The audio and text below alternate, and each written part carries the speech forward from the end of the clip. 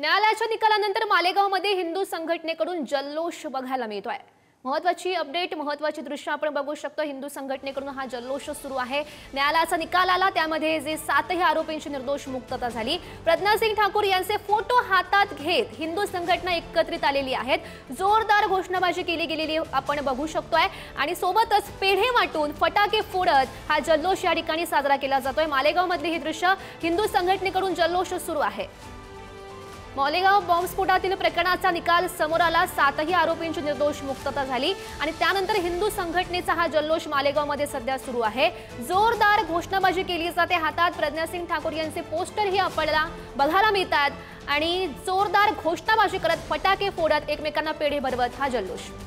देशाच्या संविधानाला साक्षी ठेवून इथल्या सर्व कायद्यांचा आधार घेत साध्वी प्रज्ञा सिंग आणि इतर सर्व आरोपींना निर्दोष मुक्तता केलेली आहे आणि त्यांच्यावरील कोणतेही गुन्हे मान्य न्यायालयात सिद्ध झाले नाही याचा आम्हाला संपूर्ण भारत देशातल्या हिंदू बांधवांना अभिमान आहे।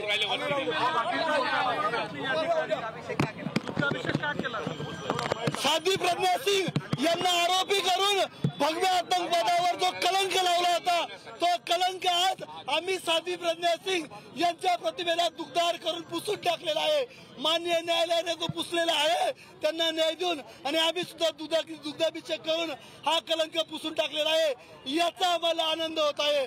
सियावर रामचंद्र की या सगळ्या दरम्यान खरं तर मध्यंतरीच्या काळामध्ये त्यांना पुरस्कार देऊन सन्मान करणार होता। आता पुढे नेमकं काय करणार? आम्ही मालेगावकरांच्या वतीने इथे जाहीरपणे सांगतो की न्यायालयाचा निकाल तोपर्यंत लागलेला नव्हता, परंतु आता मालेगावातल्या सगळ्या हिंदुत्ववादी संघटना एकवटल्या आहेत। त्यांच्या सगळ्यांच्या वतीने मालेगावकरांच्या वतीने त्यांचा जाहीर सत्कार व त्यांचा दुग्धाभिषेक प्रत्यक्ष रूपाने मालेगावमध्ये केला जाईल। यासोबतच ज्या हेमंतजी करकरे यांनी आणि त्यांच्या संपूर्ण तपास यंत्रणेने जे आरोप त्यांच्यावरती लावले होते त्या आरोपाची सुद्धा सकल चौकशी झाली पाहिजे।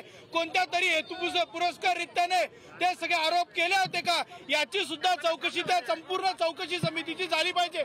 या ठिकाणी ही मागणी आम्ही करतो। आपण बघतो की या ठिकाणी जे हिंदू संघटना आहे त्या हिंदू संघटनेच्या माध्यमातून या ठिकाणी जल्लोष केला जातोय। पेढे भरवत खरं तर या सगळ्या दरम्यान आपण बघितलं तर जल्लोष केला जातोय। प्रतिमेला खरं तर साध्वी प्रज्ञा सिंग यांच्या या ठिकाणी दुग्धाभिषेक करत या ठिकाणी खरं तर त्यांच्यावर जे आरोप करण्यात आलेले होते ते पुसून टाकण्याचा एक प्रयत्न या ठिकाणी सांगण्याचा या हिंदू संघटनांच्या माध्यमातून करण्यात आलेला आपल्याला या ठिकाणी दिसून येतोय।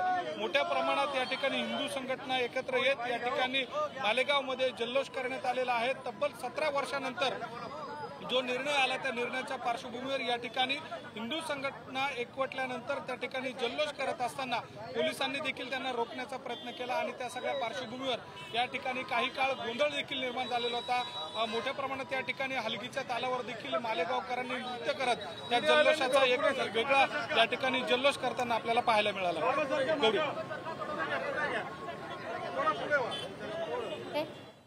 जोरदार घोषणाबाजी या ठिकाणी केली जाते। सोबतच प्रज्ञासिंग ठाकूर यांचे पोस्टर सुद्धा हातामध्ये झळकतायत। तब्बल 17 वर्ष आम्ही संघर्ष केला आणि त्यानंतर कुठेतरी आम्हाला न्याय मिळाल्याची भावना या समर्थकांमध्ये बघायला मिळते, तशी प्रतिक्रिया सुद्धा त्यांनी दिलेली होती। हा जल्लोष आपण बघतोय फटाके फोडत एकमेकांना पेढे भरवत जो निकाल आला मालेगाव बॉम्बस्फोटासंदर्भातला त्या निकालानंतर ही जे हिंदू संघटनेचे कार्यकर्ते आहेत ते एकवटल्यात आणि जोरदार घोषणाबाजी केली जाते।